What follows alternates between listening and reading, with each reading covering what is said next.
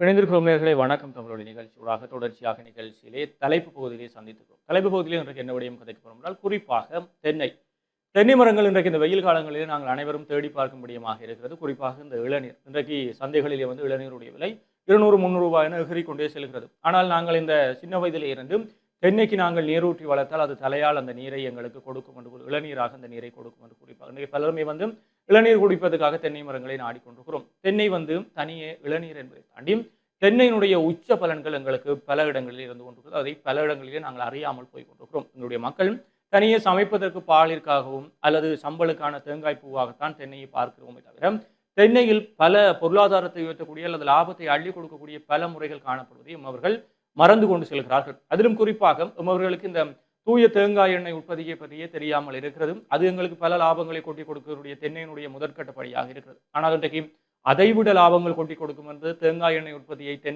தேங்காயிலிருந்து நிறுத்திவிட்டு இன்றைக்கு தேங்காய் பால் போத்தொலியில் அடைக்கப்பட்ட தேங்காய் பால் உற்பத்திக்கு போயிருக்கிறார்கள், அல்லது காய விடப்பட்ட நீர் அகற்றப்பட்ட தேங்காய் துருவல் உற்பத்திக்கு போயிருக்கிறார்கள், அல்லது தேங்காய் பேஸ்ட் என்று கூறக்கூடிய பசை உற்பத்திக்கு போயிருக்கிறார்கள். இப்படி பல்வேறு விடயங்களுக்குள்ளே மாறிக்கொண்டிருக்கிறார்கள். இலங்கையில் தென்பகுதிகளுக்கு சென்றால் அல்லது மத்திய மாகாணங்களுக்கு சென்றால் இந்த விடயங்கள் பாரிய அளவில் இடம்பெறும். தென்னை முக்கோண வலயம் என்று கூறக்கூடிய இந்த குருநாகல் பிரதேசங்களுக்கு எல்லாம் சென்றால் வந்து தென்னை அதிலும் இந்த ஹைபிரிட் வெரைட்டி என்று கூறக்கூடிய அல்லது வெளிநாடுகளில் இருந்து கொண்டு வரக்கூடிய பல்வேறு தென்னை மரங்களை வளர்த்து அவற்றில் இருக்கக்கூடிய தேங்காய்களை பல்வேறு பெறுமதி சேர்க்கப்பட்ட உற்பத்தி பொருட்களாக மாற்றிக் கொண்டிருக்கிறார்கள். ஆனால் எங்களுடைய வடக்கை பொறுத்தவரை மக்கள் இந்த விடயங்களிலே கவனம் செலுத்துவதில்லை. மக்களுடைய இந்த அறியாமையை சரியாக கணித்துக் கொண்ட இந்த தனியார் கம்பெனிகளும் அல்லது வெளிமாகாணங்கள் இருக்கக்கூடிய கம்பெனிகளும் இங்கே வந்து எங்களிடம் இருக்கக்கூடிய தேங்காய்களை அப்படியே அள்ளி கொண்டு செல்கிறார்கள். அதில் முதிர்ச்சி அடையாத தேங்காய்கள் என்றும் ஒரு மரத்தை எடுத்து ஒரு தோட்டத்தை எடுத்து விட்டார்கள், அந்த தோட்டத்தில் இருக்கக்கூடிய அனைத்து தேங்காய்களையும் அள்ளி கொண்டு செல்கிறார். அது முதிர்ச்சி அடைந்த தேங்காயும் முதிர்ச்சி அடையாத தேங்காயும் இல்லை. என்றால் அதற்குரிய பெறுமதி சேர்க்கப்பட்டதுக்கு முதிர்ச்சி அடைந்த தேங்காய் என்றால் இந்த தூய தேங்காய் எண்ணெய் அல்லது வேர்ஜின் ஆயில் உற்பத்தியை பயன்படுத்துவார்கள். முதிர்ச்சி அடையவில்லை என்றால் பிஸ்கட் உற்பத்தியோ அல்லது இப்படியான தேங்காய் பசை உற்பத்தியோ பால் உற்பத்திகளுக்கு பயன்படுத்தி பல்வேறு விடயங்களில் அவர்களுக்கு லாபத்தை கொட்டி கொடுக்கக்கூடிய இடமாக இருக்கிறது.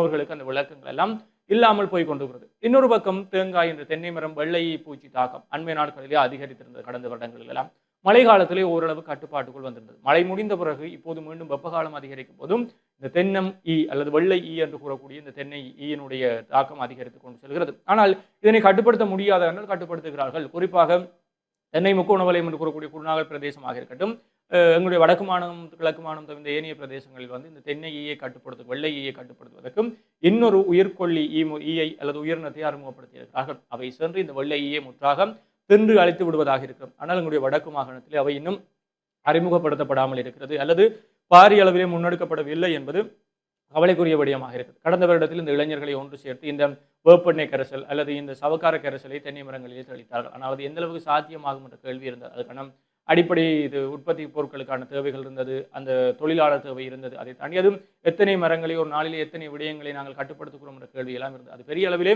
வெற்றி அளிக்கவில்லை என்பது ஒரு விடயம் இருந்தாலும், ஆனால் இதை கட்டுப்படுத்துவதற்கான உயிரியல் கட்டுப்பாட்டு முறைகள் வந்தாலும் அது எங்களுடைய மாகாணத்துக்கு இன்னும் கிடைக்கப்பெறவில்லை என்பதுதான் இன்னும் கவலையான விடயமாக இருக்கிறது. இன்னொரு பக்கம் இந்த அரசு புதிதாக இன்னொரு தென்னை முக்கோண வலயத்திலே வடமாகாணத்திலே அறிமுகப்படுத்தி இருக்கிறார்கள். யாழ்ப்பாணம், முல்லைத்தீவு, மன்னார் மாவட்டங்களில் கிடைத்தும் இரண்டாவது இலங்கையினுடைய தென்னை முக்கோண வலயம் அதனுடைய வேலை திட்டங்களும் ஆரம்பிக்கப்பட்டு நடைபெற்றுக் கொண்டிருக்கிறது. ஆனால் இங்கே இருக்கக்கூடிய மக்களுக்கு தென்னை முக்கோண வலயமாக மாறக்கூடிய மாவட்டங்களில் இருக்கக்கூடிய எங்களுடைய மக்களுக்கும் தென்னை அல்லது தென்னையிலிருந்து கிடைக்கக்கூடிய தேங்காயை அடுத்த கட்டத்துக்கு எப்படி பயன்படுத்திக் கொள்வது என்று தெரியாமல் இருக்கிறார்கள். குறிப்பாக அண்மைய நாட்களிலும் தேங்காயினுடைய விலை சற்று சடுதியாக குறைந்து கொண்டு செல்லக்கூடியதாக இருக்கிறது. ஒரு பக்கம் ஏற்றுமதி, இன்னொரு பக்கம் எரிபொருள் விலை, இங்கே இருக்கக்கூடிய தேங்காய் வெளியிலே கொண்டு செல்வதற்கு இந்த வெளிமாவட்ட வாகனங்களுடைய வருகை குறைந்திருப்பது, இப்படி பல்வேறு விடயங்கள் இருந்தாலும் இந்த இடங்களிலே எங்களுடைய மக்களுக்கு கவனமாக கொஞ்சம் சிந்திக்க வேண்டும். இந்த தேங்காய்களை எப்படி எங்களுடைய லாபம் தரும் பொருட்களாக மாற்றுவது. சாதாரணமாக நாங்கள் தேங்காய் எண்ணெய் உற்பத்தியிலே ஈடுபடலாம். தென்னை மரம் ஒரு தேங்காய் எடுத்துக்கொண்டால் தேங்காயிலிருந்து கிடைக்கக்கூடிய நேரடி உற்பத்தி என்பதை விட அதிலிருந்து கிடைக்கக்கூடிய உப உற்பத்தி பொருட்கள் தான் எங்களுக்கு அதிக அளவிலே கிடைக்கும். ஒரு தேங்காய் எடுக்கிறோம் என்றால் ஒரு உரிக்காத தேங்காயை ஒரு 70 ரூபாய்க்கு வாங்குகிறோம் என்றால் அதை முதலில் உரிக்கும் போது எங்களுக்கு அந்த தேங்காயினுடைய பொச்சு மட்டை கிடைக்கும். அது ஒரு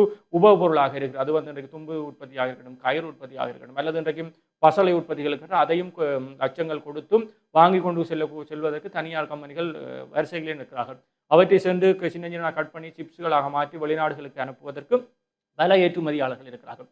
அடுத்தது ஒரு தேங்காயை உடைத்து காய வைத்து அதனுடைய கொப்பராவை சூழ்ந்து எடுத்த பிறகு அதனுடைய சிரட்டை வரும். இன்றைக்கு இந்த ஆக்டிவேட்டட் கார்பன் என்ற சிரட்டை கறி உற்பத்திகளை வந்து இலங்கையிலே பல தனியார் நிறுவனங்கள் போட்டி போட்டுக் கொண்டிருக்கின்றன. அவை ஏற்றுமதி பொருட்களாக மாற்றுவது. எனவே சிரட்டையும் இன்றைக்கு நல்ல விலை. ஒரு பொச்சுமட்டி எடுத்துக்கொண்டால் 6 ரூபாயிலிருந்து 10 ரூபாய் வரை போகிறது. ஒரு உப உற்பத்தி பொருள் எங்களுக்கு அவ்வளவு பணத்தை கொடுக்கிறது. அதை தாண்டி 1 கிலோ சிரட்டை இன்றைக்கும் ரூ. 25 40-50 வரைக்கும் போகக்கூடிய இடங்களையும் பார்க்கக்கூடியதாக இருக்கிறது. அதை தாண்டி இந்த தேங்காய் எண்ணெய் உற்பத்தியில வந்து இன்னொரு விடயம், நாங்கள் இந்த கொப்பராவை சூழ்ந்து அவற்றை எண்ணெய் உற்பத்திக்கு அனுப்பி எண்ணெய் எடுக்கும்போது இன்னொரு பக்கம் புண்ணாக்கு, விலங்குக்கு உணவாக பயன்படுத்தக்கூடிய புண்ணாக்கு வருகிறது. அது இன்றைக்கு கிலோ 80 ரூபாய் வரைக்கும் செல்கிறது. இன்னொரு பக்கம் எண்ணெய், இன்றைக்கு எண்ணெயினுடைய விலை 1100 1300 வரை சென்று கொண்டிருக்கக்கூடியதாக இருக்கிறது. ஒரு லிட்டர் தேங்காய் எண்ணெயை உற்பத்தி செய்வதற்கும் சிறந்த தேங்காய்கள் ஒரு 10 தேங்காய், ஒரு 70 ரூபாய்க்கு தேங்காய் வாங்கினோம் என்றால் 10 தேங்காய் 700 ரூபாய் அந்த இந்த செலவுகள் போட்டு பார்த்தாலும் எங்களுக்கு ஒரு 800 ரூபாயோட முடியும். அதை தாண்டி உப உற்பத்தி பொருட்களால் வரக்கூடிய லாபம், இந்த பூச்சி மட்டையிலிருந்து வரக்கூடிய லாபமாக இருக்கட்டும், அதை தாண்டி சிரட்டையிலிருந்து வரக்கூடியதாக இருக்கட்டும், புண்ணாக்கிலிருந்து வரக்கூடிய லாபம் என்று பல்வேறு லாபங்கள் இருந்து கொண்டே இருக்கு. அதிலும் சிலர் வந்து இந்த தேங்காய் உடைக்கும் போது அதிலிருந்து வரக்கூடிய இந்த இளநியை இன்றைக்கு விநாகரி உற்பத்திக்கு பயன்படுத்தி கொண்டிருக்கிறார். இப்படி பல்வேறு விடயங்கள் இருக்கு. எனவே ஒரு 800 ரூபாய் முடிந்தால் நாங்கள் எங்களுக்கு 300-400 ரூபாயை வந்து லாபமாக எடுத்திருக்கும். அது ஒரு லிட்டர் தேங்காய் எண்ணெய். இதை பாரிய அளவிலே மேற்கொள்ளும் போதும்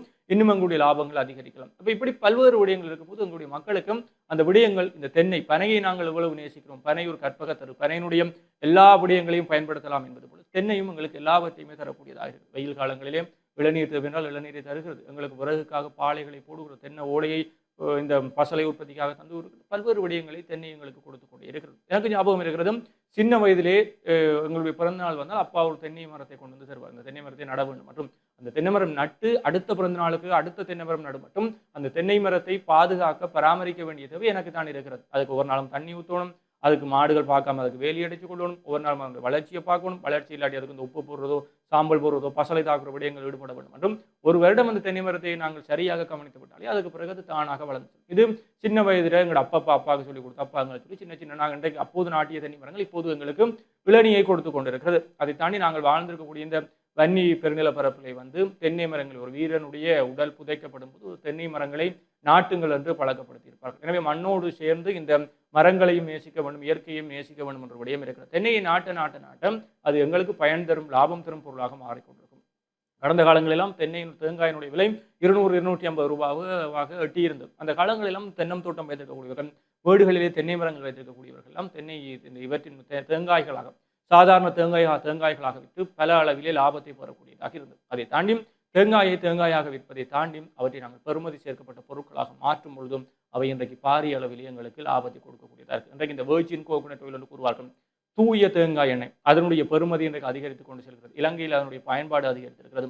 இன்றைக்கு ஏற்படக்கூடிய நோய்களை தொடர்ந்து, புற்றுநோயாக இருக்கட்டும், எண்ணெயினால் வரக்கூடிய இந்த கொழுப்பீரல் தொடர்பான நோய்களை தொடர்ந்து இன்றைக்கு மக்களுக்கு அது தொடர்பான விழிப்புணர்வு அதிகரித்து விட்டது. எனவே மக்கள் அனைவரும் இன்றைக்கு இந்த தூய தேங்காய் எண்ணெய்க்கு மாறி இருக்கிறார்கள். அவற்றை உற்பத்தி செய்ய வேண்டிய தேவை இருக்கிறது. இன்றைக்கு வெளிநாட்டு நிறுவனங்கள் அவற்றை பாரிய அளவிலே இறக்குமதி செய்வதற்கு தயாராக இருக்கிறார்கள். அதை பயன்படுத்தி கொண்டு அவர்கள் பாரிய அளவிலே அந்த உற்பத்திகளை இலங்கையிலே முன்னெடுக்கிறார்கள். பாவங்களுடைய வடக்கு மக்களுக்கு இந்த விடயங்கள் பெரிய அளவிலே தெரியவில்லை. அதை தாண்டி பல கூட்டுறவு சங்கங்களிலே வந்து இந்த தேங்காய் எண்ணெய் உற்பத்தி சாலைகள் இருக்குது, பல இயந்திரங்கள் இருக்குது, பல நவீன இயந்திரங்கள் இருக்கிறது, பல லட்சங்களில் அங்கே முதலீட்டு இயந்திரங்கள் இருக்கும். ஆனால் அவை உற்பத்தி எதுவும் செய்யப்படாமல் அப்படியே இயந்திரங்களாகவே இருக்கிறது, துருப்பிடித்து போகிற இயந்திரங்களாகவே இருக்கிறது என்பதுதான் கவலைக்குரிய விடயமாக இருக்கிறது.